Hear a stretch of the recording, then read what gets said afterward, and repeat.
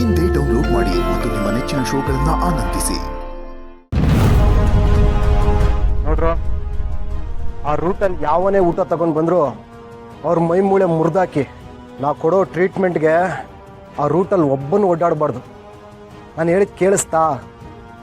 ಸರಿ, ಕೆಲಸ ಸರಿಯಾಗಿ ಮಾಡಿ, ನಿಮಗೆ ಸಿಗ್ಬೇಕಾಗತ್ತೆ ಸಿಗುತ್ತೆ. ಇಡ್ತೀನಿ.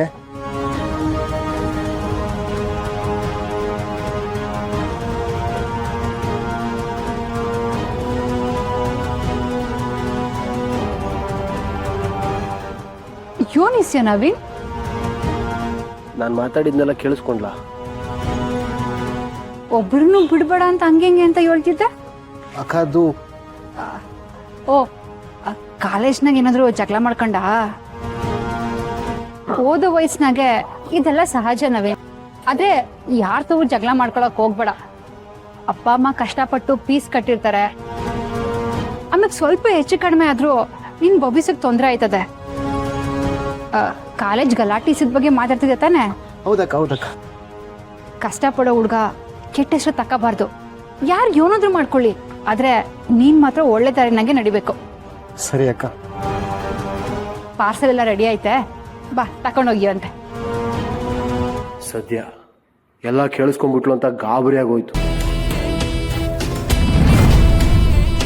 ಅಕ್ಕ, ಪಾರ್ಸಲ್ ತಗೊಂಡಿದ್ದೀನಿ, ಡೆಲಿವರಿ ಕೊಟ್ಟು ಮನೆಗೆ ಹೋಗ್ತೀನಿ. ಸರಿ.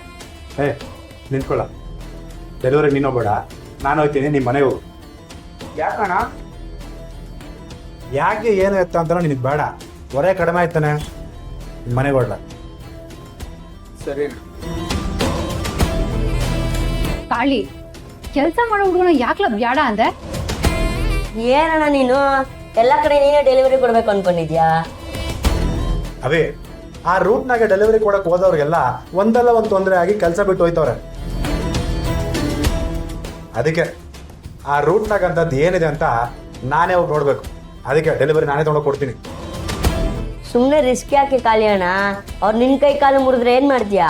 ಲೇ, ಈ ಕಾಳಿ ಮುಟ್ಟೋ ಗಂಡಸು ಇನ್ನೂ ಹುಟ್ಟಿಲ್ಲಕ್ಕಲ್ಲ, ಬರ್ಲಿ, ಅದ್ಯಾವನ್ ಬರ್ತಾನೋ ಅವಗಳನ್ನ ಎಡಗೈ ಎಲ್ಲ ನೋಡ್ಕೋತೀನಿ. ಬರ್ತೀನಿ. ಕಾಳಿ, ಹುಷಾರು ಕಣ್ಲಾ. ನಿನ್ ಜೊತೆಗೆ ಚೋಟ್ರನ್ನು ಕರ್ಕೊಂಡು ಹೋಗು. ಹೌದಣ್ಣ, ನಾನು ಬರ್ತೀನಿ. ಲೇ, ನೀನೇನ್ ಜೇಮ್ಸ್ ಬಾಂಡ್ ಅನ್ಲ ನನ್ನ ಜೊತೆಗೆ ಬಂದು ನನಗೆ ಬಲ ಕೊಡೋದಕ್ಕೆ? ಏನೋ ಸ್ವಲ್ಪ ಸಹಾಯ ಆಗ್ಲಿ ಅಂತ ಕೇಳ್ನಪ್ಪ. ನೀನು ನನ್ನ ಜೊತೆಗೆ ಬಂದರೆ ಸಹಾಯ ಆಗಲ್ಲಕ್ಕಲ್ಲ, ಸಮಸ್ಯೆ ಇನ್ನೂ ಜಾಸ್ತಿ ಆಯ್ತದೆ. ಅಮಿಕ್ಕ ನೀನು ಇಲ್ಲೇ ನಿಂತ್ಕೊಂಡು ನನಗೆ ಮೆಸ್ ಮುಚ್ಚೋದಕ್ಕೆ ಸಹಾಯ ಮಾಡು, ಅಡ್ಡೆ ಸಾಕು. ಬರ್ತೀನಿ.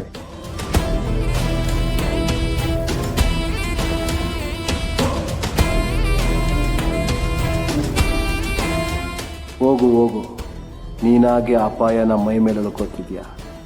ಆಸ್ಪತ್ರೆ ಸೇರದೆ ವಾಪಸ್ ಬರಲ್ಲ.